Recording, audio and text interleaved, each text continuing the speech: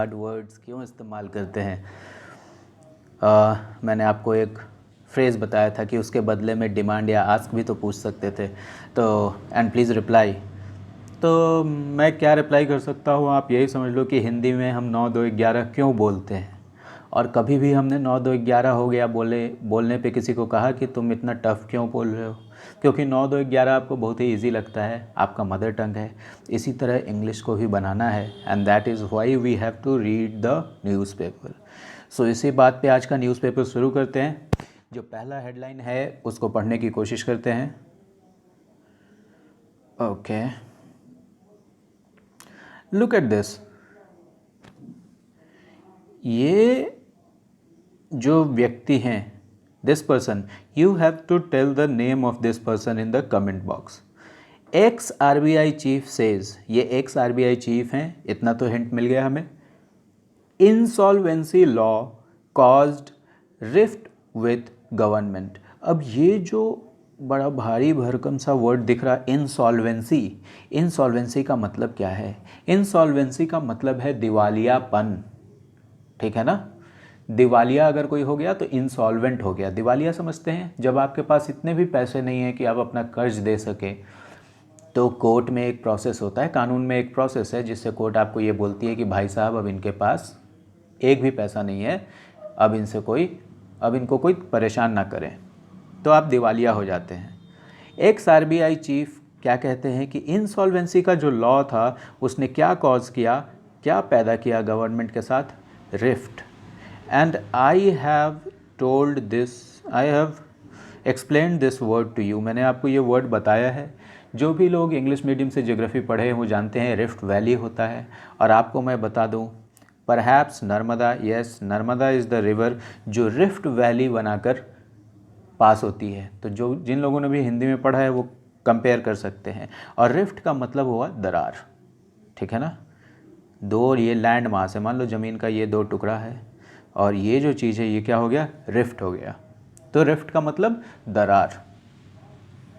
तो एक RBI chief ये कहते हैं कि इंसॉल्वेंसी लॉ की वजह से सरकार के साथ, गवर्नमेंट के साथ इनका दूरी हो गया, डिस्टेंस हो गया।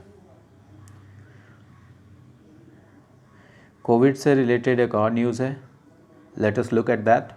No herd immunity yet, WHO expert. Look at this word. आपने कई बार ये वर्ड पढ़ा है, कई बार ये आ चुका है न्यूज़पेपर में भी और क्वेश्चन में भी। हर्ड, हर्ड का मतलब आपको पता है, ग्रुप ऑफ एलिफेंट्स। और हर्ड को बोलते ही हैं हम ग्रुप, ग्रुप के लिए सिनोनिम है ये वर्ड।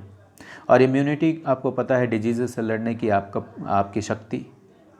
तो WHO एक्सपर्ट ये कहते हैं कि अभी तक हर्ड इम्यूनिटी नहीं आया है। किसी भी बीमारी से लड़ने के लिए एक पर्टिकुलर ग्रुप में इम्यूनिटी आ जाए, एज ए ग्रुप इम्यून हो जाए, ठीक है ना, तो उसको हम लोग बोलते हैं हर्ड इम्यूनिटी। तो अभी तक वो नहीं आया है। ये देखो, look at the leaders of the world powers, mister Trump and mister Xi Jinping. इन्होंने क्या कहा है, आपको अगर थोड़ा सा भी अगर आप न्यूज़ से अवेयर हैं तो यू मस्ट बी नोइंग, आपको ये पता होगा कि डोनाल्ड ट्रंप ने अभी अमेरिका में चाइना का एक दूतावास, जिसको इंग्लिश में बोलते हैं कंसुलेट, उसको बंद कर दिया। ओके, ह्यूस्टन का। चाइना ने फिर क्या किया? China orders US consulate closure. इसने US के कॉन्सुलेट का, दूतावास का क्लोज़र ऑर्डर कर दिया, बंदी ऑर्डर कर दिया। चाइना भी रिटेलिएट किया, जवाबी कार्रवाई किया। तो कंसुलेट आप याद रखेंगे जहाँ फॉरेन डिप्लोमेट्स रहते हैं। डिप्लोमेट्स आपको पता है, जहाँ विदेशों के डिप्लोमेट्स रहते हैं उस जगह को हम लोग क्या बोलते हैं? कंसुलेट बोलते हैं। अभी एक और चीज़ सीखते हैं हम लोग। हाई कोर्ट ऑर्डर्स स्टेटस को इन राजस्थान। हाई कोर्ट ने क्या ऑर्डर किया इस राजस्थान में? स्टेटस को। अब देखो, ये एक लॉ का चीज़ है। स्टेटस को का मतलब यथास्थिति, जैसी स्थिति है वैसी बनी रहेगी। ओके, स्टेटस को। मान लो आज के डेट पे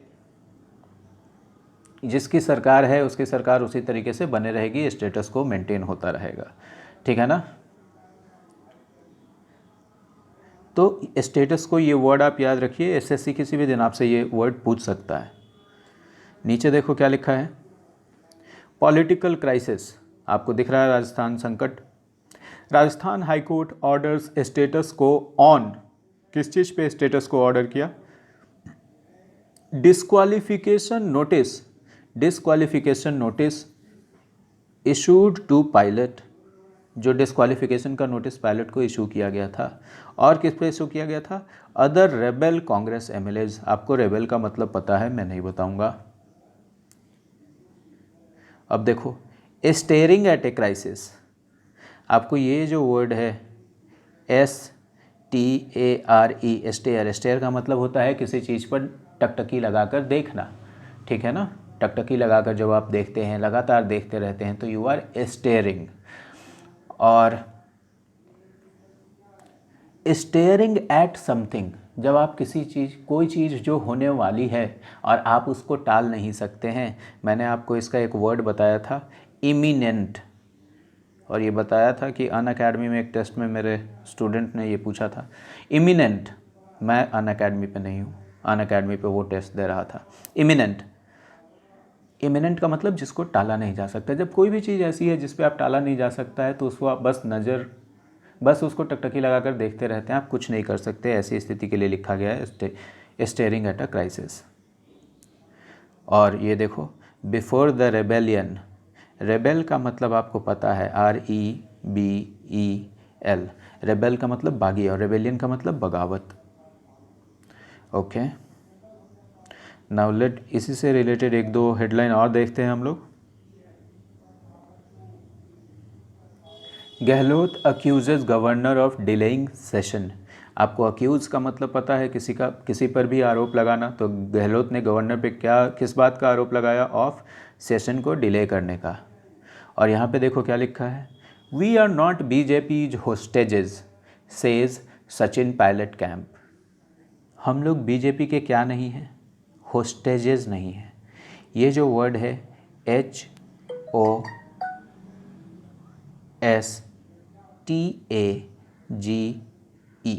होस्टेज।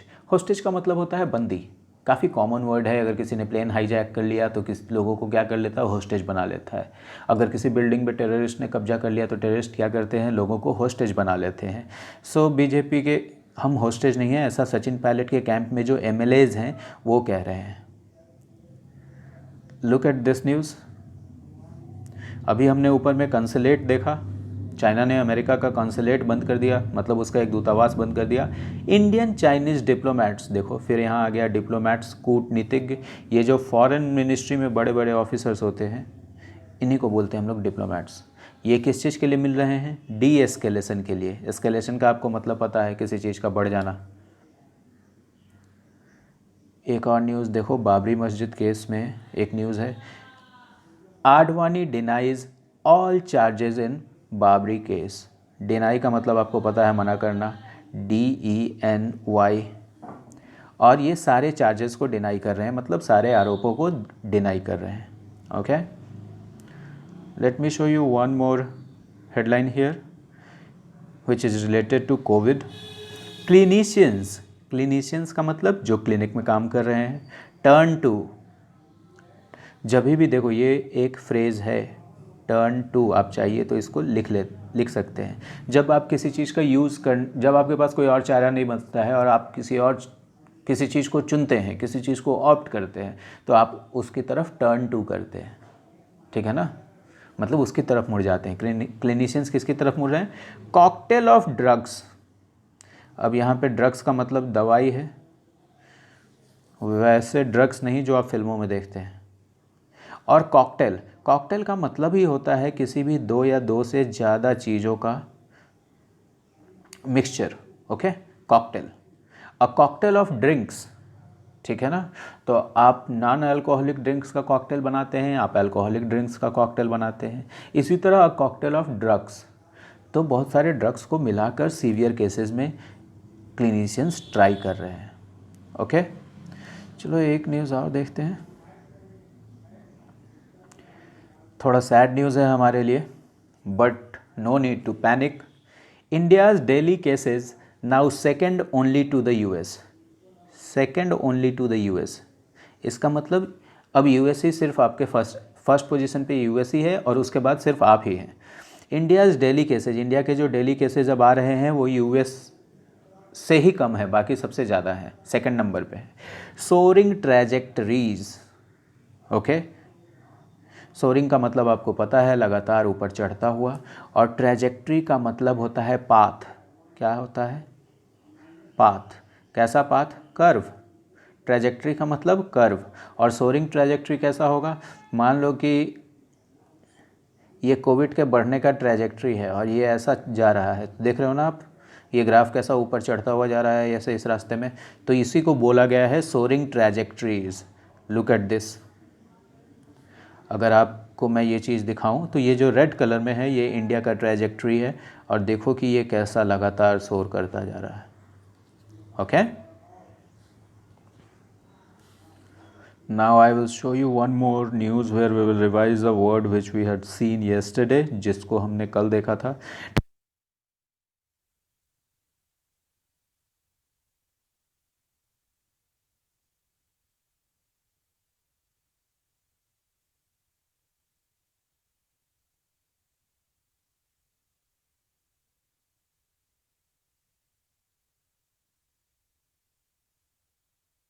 रिलैक्सेशन नहीं होगा।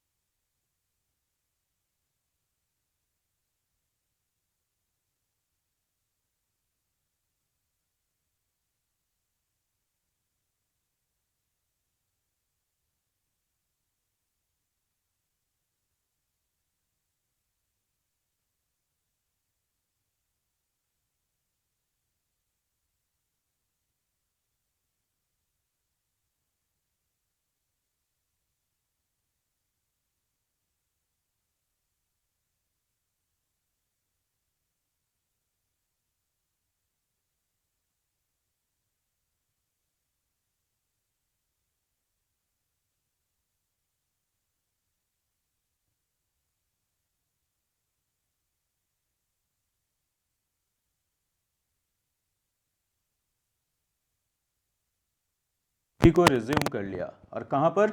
एम्स में। कहाँ किया? एम्स। तो उसके लिए क्या लिखा है? रिज्यूम ड्यूटी, मतलब ड्यूटी को फिर से, ड्यूटी पे फिर से बहाल हो गए। और उसके ऊपर क्या लिखा है? स्टर।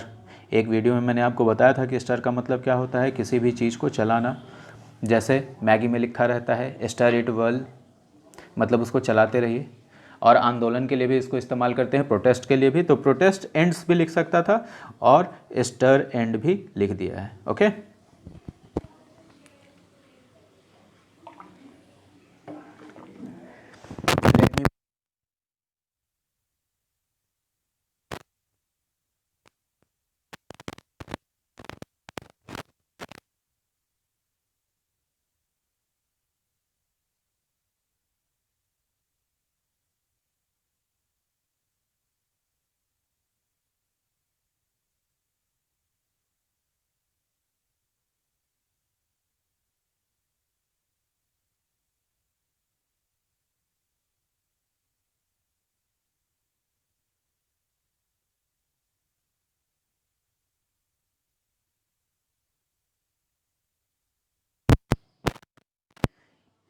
इसके नीचे जरा हम देखेंगे इस रिवर को कैसा लिखा गया है, रेजिंग रिवर। अब देखो कोई फैलती हुई रिवर, उफनती हुई रिवर, इसको क्या लिख दिया, रेजिंग रिवर। और रेज का मतलब मैंने आपको बताया था कि रेज का मतलब बहुत ही ज़्यादा क्रोध, बहुत बड़ी आग। अगर बहुत बड़ी आग फैल रही है तो उसको हम लोग रेजिंग भी लिख सकते हैं। इसी तरह यहाँ पे आग तो नहीं है लेकिन नदी बहुत गुस्से में है, तो रेजिंग रिवर लिख दिया गया है। ओके, ज़रा इसके नीचे हम देखते हैं। ये देखो यहाँ पे क्या हो रहा है, एनडीआरएफ की टीम है। एनडीआरएफ आपको पता है क्या है, अभी बताता हूँ उसको। एनडीआरएफ की टीम है जो रेस्क्यू ऑपरेशन कैरी कर रही है, रेस्क्यू ऑपरेशन कर रही है, उसको कैसे लिखा गया है आप फोटो देख लो, उसके नीचे हम पढ़ेंगे। NDRF conducts rescue operation. Rescue operation करने को क्या वर्ड लिखा गया है, not doing rescue operation, conducts rescue operation.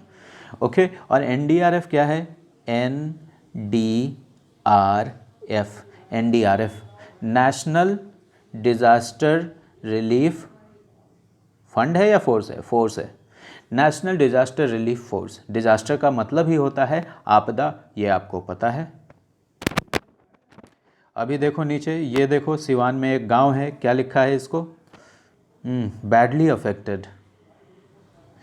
Patna के लोग थोड़ा बाढ़ के बारे में कम जानते हैं, उनको अंदाज़ा नहीं रहता है। ये देखो guys, look at what destruction the river has caused.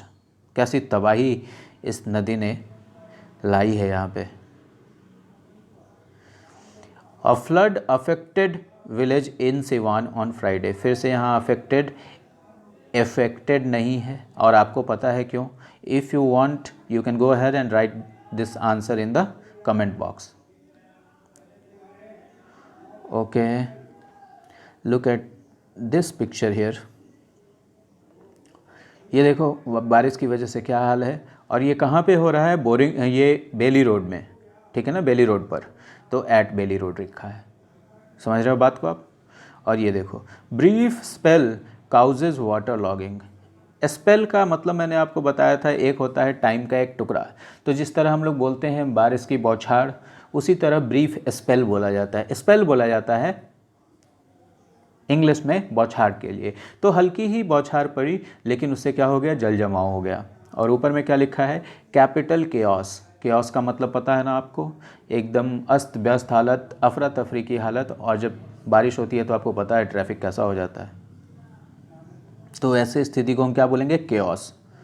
आपका रूम पूरा बिखरा पड़ा है तो it can be a mess, it can be a chaos. एक और वर्ड डिस्कस करते हैं हम, Paul staff recent physical presence for training. Paul staff मतलब जो चुनाव के जो स्टाफ हैं, और आपको बताना है सबसे पहले कि स्टाफ कैसा नाउन है। Okay, go ahead and post it in the comment box. Paul staff recent physical presence for training. ये जो पॉल स्टाफ है ये क्या कर रहे हैं, रिसेंट कर रहे हैं। अब आपको पता नहीं रिसेंट करने का मतलब क्या है, ठीक है, आगे देखते हैं। Paul staff recent physical presence for training. Training के लिए खुद फिजिकल प्रेजेंस वो नहीं होना चाह रहे हैं, फिजिकल प्रेजेंस के लिए रिसेंट कर रहे हैं। अभी कोविड के टाइम में कोई भी आदमी कहीं फिजिकली प्रेजेंट होना चाहेगा, नो करना चाहेगा। तो रिसेंट का मतलब ही होता है किसी चीज़ से असहमति रखना, उससे थोड़ी नाराज़गी रखना। And look at here, the word disaster has come. Nadda asks BJP to form task force. Nadda ने कहा है बीजेपी को, आस्क का मतलब तो पूछना होता है, लेकिन जब कभी कभी आप निर्देश देते हैं, इंस्ट्रक्शन देते हैं, तो उसके लिए भी हम लोग आस्क का यूज़ करते हैं। तो नड्डा, जेपी नड्डा जी ने कहा है स्टेट बीजेपी को, स्टेट बीजेपी को क्या कहा है कि आप टास्क फोर्स बनाइए, किसके लिए, नेचुरल डिजास्टर्स, प्राकृतिक आपदाओं के लिए, प्राकृतिक आपदाओं के लिए। और देखो ये क्या लिखा है, Nadda lauds the state unit of BJP for its work during the current pandemic situation. ये जो वर्ड है लॉर्ड, LAUD, लॉर्ड का मतलब होता है टू अप्रिशिएट समवन, किसी की तारीफ करना, किसी की प्रशंसा करना, Lord. Okay, LAUD। Guys, it is already 20 minutes. I want to show you some more headlines, but I will not. So that will be all in this video, and I hope tomorrow I will post a session of 2 days of words. So keep watching, keep learning, and stay safe. Bye bye.